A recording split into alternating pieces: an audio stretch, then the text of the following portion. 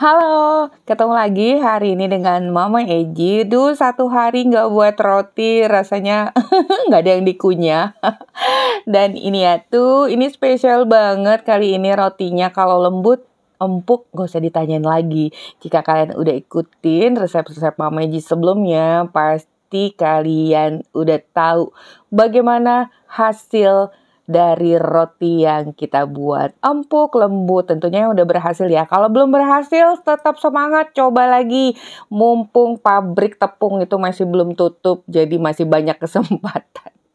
Salah, coba lagi. Gagal, coba lagi ya. Nah, ini dia hasilnya. Coba kalian lihat. Cantik dan empuk ya. Permukaannya tuh tetap golden brown tapi nggak keras. Gimana caranya? Nah, untuk itu ikuti aja tutorialnya dari awal sampai akhir secara audio dan visual. Tapi sebelumnya jangan lupa like, subscribe, nyalakan lonceng aktifnya, juga komentar. 1 butir telur ukuran sedang, karena ukuran telur itu yang sedang berbeda-beda. Di sini kita akan gunakan 150 sampai 160 ml air susu yang hangat. Boleh UHT atau susu bubuk campur air ya. Nah, untuk air susu ini kalau kalian ragu, kalian masukkan 150 ml dulu. Nanti kalau masih kurang, boleh tambahkan sisanya atau pakai air biasa juga nggak masalah. Kemudian tambahkan ragi instan dan juga gula pasir. Sangat sederhana dan basically banget ya resep roti ini. Tapi proses dan tekniknya itu setiap resep itu pastinya berbeda. Dan dengan menggunakan serbuk ajaib yang aku suka banget ini ya, kita gunakan baking soda setengah sendok teh itu peres aja, jangan mumbung gitu ya. Dan kemudian cuka dapur atau kalian boleh menggunakan cuka apel, ini 1 sendok teh. Tuh seperti itu, kira-kira sekitar 10-12 tetes. Dan ketika bercampur dia akan berbusa gitu. Terlihat tadi ya, busa putih. Pastinya ini akan kita campurkan dulu. Setelah merata, tambahkan tepung terigu protein tinggi. Kemudian susu bubuk full cream Denkau dan garam. Campur aja. Untuk yang jualan, aku lebih rekomen juga jika kalian menggunakan perisa susu, boleh merek apa aja ya.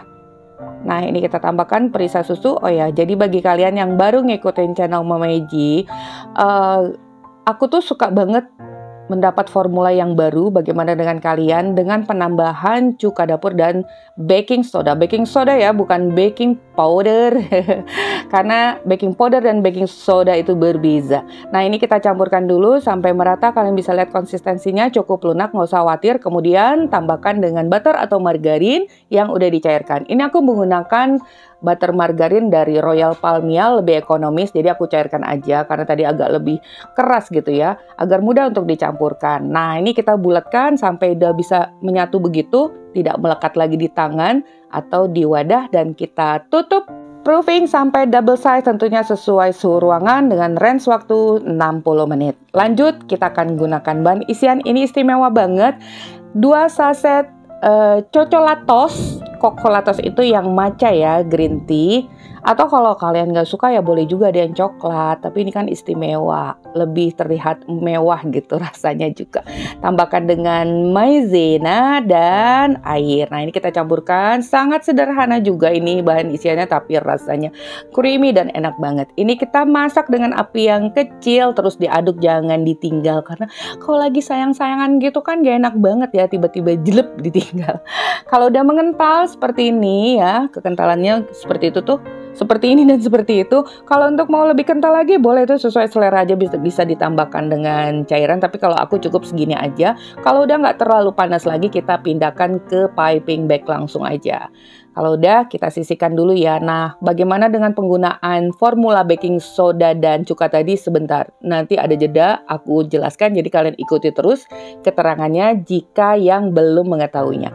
Nih ya, adonannya sangat halus, lembut banget. Dan sekarang kita folding, dipadatkan dulu, siapkan alas kerja. Jika kalian merasa ini lunak atau melekat, bisa olesi tangan dan papan kerja itu dengan sedikit margarin. Sekarang kita folding, padatkan terlebih dahulu, buang udara di dalamnya. Jadi dengan menggunakan baking soda dan cuka tadi, itu ternyata ya adonan ini menjadi halus dan lembut, juga gelembung-gelembung udaranya itu nggak terlalu banyak terjebak di bagian dalam. dan nanti kita akan mendapatkan hasil roti yang sangat lembut, moist, fluffy, dan lembab gitu. Nanti kalian bisa coba deh dan bedakan hasilnya jika tanpa menggunakan formula ajaib tadi. Ini kita rounding bagian yang penting banget ya, harus sampai tercampur lagi merata, apalagi setelah dipotong-potong dibagi-bagi tadi ukurannya kurang lebih 50 gram, ada sisanya berarti sekitar 52 gram per pieces. Udah selesai semua, di rounding dipadatkan, harus padat ya, kita istirahatkan 10 menit agar adonannya rileks dan kita ambil dari urutan yang pertama, rolling perlahan dari tengah ke atas dan tengah ke bawah. Tandanya adonan ini kalis walaupun tanpa ulen dan mixer. Tadi bukan ulen namanya ya, kita campurkan gitu loh. Kalau ulen tuh sampai kalis ya. Nah ini tandanya kalau kita lebar-lebarkan, tarik-tarik, mulur-mulur itu nggak mudah sobek dan tidak melekat. Lunak tapi tidak melekat tuh, ajaib ya. Adonan ini lunak tapi nggak yang melekat, itu tandanya udah kalis. Kemudian kita beri isian ya kurang lebih 3 strip. Secukupnya aja ya. Nih, kemudian kita lipat, tutup, jepit agar nggak bocor. Tuh, seperti itu.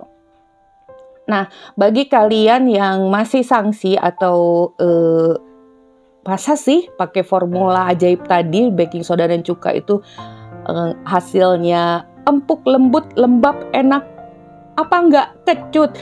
Ya yang bener aja dong. Kalian kan bisa lihat dari komposisi terigunya, kalian masukin berapa cukanya. Kalau 1 ember ya jadi asinan roti. Jadi gitu. Coba sebelum melontarkan pertanyaan itu sebaiknya kalian telaah dulu, dilihat dulu. Terutama untuk videonya ya, harus kalian saksikan sampai selesai. Jadi nggak gagal paham gitu loh. Dan roti ini sama sekali tidak akan terasa asam, kecut atau apalah gitu ya. Yang pasti menguntungkan banget dengan bahan yang sederhana, kita bisa mendapatkan hasil yang luar biasa. Kalau kalian masih nggak percaya juga ya boleh dicoba ya. Tapi ingat kalau gagal hanya kalian dan Tuhan sendiri yang tahu. Jangan salahkan aku dong. Setiap hari loh ya aku buat kue itu, buat roti.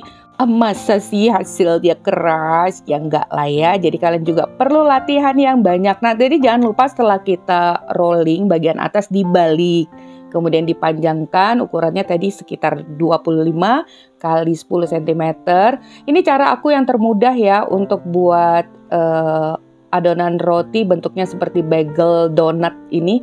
Jadi kalau aku nggak pinter tuh kalau harus ukurannya pendek terus dipanjang-panjangkan, digulung-gulung gitu. Jadi ini cara aku yang paling mudah. Jadi kita lebarkan aja sekalian, dipanjangkan. Nah jadi proses menggulung-gulung agar adonannya itu mulur nggak lama dan tidak rentan sobek. Jadi bagian ujung dipipikan sedikit untuk menyatukan setiap tepinya. Aduh, ini kecepatan nggak ya? Soalnya gini nih, kalau videonya tuh kepanjangan, kalian juga bakal bosan. Bakal menggerutu, filmnya lama banget katanya ya. Nah, ini dia, udah kita masukkan ke paper cup. Tadi diameternya udah ada, pokoknya semuanya udah lengkap loh ya. Kalian harus ikuti, saksikan, jangan ada lagi pertanyaan yang enggak. Final proofing sampai 80% aja, sesuai dengan suhu ruangan. Waktunya tuh sih nggak bisa ditentukan ya, karena itu tadi sesuai dengan suhu ruangan kalian. Nah, satu loyang yang udah proofing juga, udah mengembang, antri kan, nggak bisa masuk oven, itu aku simpan dulu di chiller agar tidak overproofing.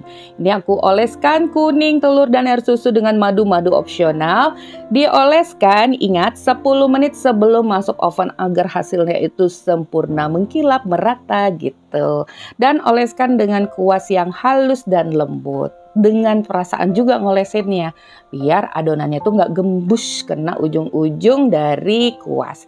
Kalau udah, nah saat kita beri topping ini, kalau topping kita berikan sesaat sebelum masuk oven. Jadi setelah kalian oles dengan kuning telur, jangan langsung diberi oven, diberi topping, tunggu dulu ovennya panas. Kalau udah mau siap, baru kita deh beri oretan topping dan kita oven dengan suhu 180 derajat Celcius 18-20 menit, tentunya sesuai dengan oven kalian masing-masing. Setengah perjalanan setelah sekitar 8 menit yang di oven itu udah berjalan, kita keluarkan yang di chiller karena ini harus menunggu lagi. Jadi langsung aja keluar chiller, kita olesi dengan kuning telur. Beri toppingnya juga nanti kalau udah siap mau masuk. Nah, ini karena udah siap mau masuk, jadi udah kita beri topping ya. Kalau yang pertama udah matang, selagi panas olesi dengan butter atau margarin agar lebih moist lagi. Nah, keuntungan kita menyimpan di chiller ya selagi mengantri tadi. Ketika kita keluarkan, kalau kita olesin dengan kuning telur tuh dia nggak rentan tembus, jadi lebih agak set, lebih padat gitu. Nah, ini dia hasilnya, permukaan atas golden brown tapi tidak keras. Nih, kalau kita pencet-pencet itu menul-menul gitu. Nih, ini dia hasilnya. Nah, jadi kalian ikuti ya, apa yang aku ucapin, apa yang aku tampilkan, tapi tentunya semuanya juga harus dipahami, dimengerti, nggak plek-plek-plek dilihat begitu aja, atau hanya lihat deskripsinya aja. Waduh, terutama untuk yang tanpa ulen dan mixer, itu memang kita harus memahami prosesnya ya.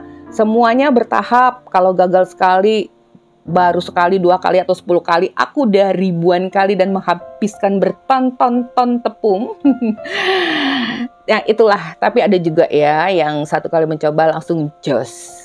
Harus pakai perasaan. Ini dia hasilnya, lembut banget, dan ini aku pastikan jika kalian buatnya benar, tepat, gramasinya, prosesnya, dari proofing sampai penggunaan oven, dan setelahnya ini kalian simpan di dalam wadah yang kedap, ada tertutup rapat, ini akan awet sampai 4-5 hari.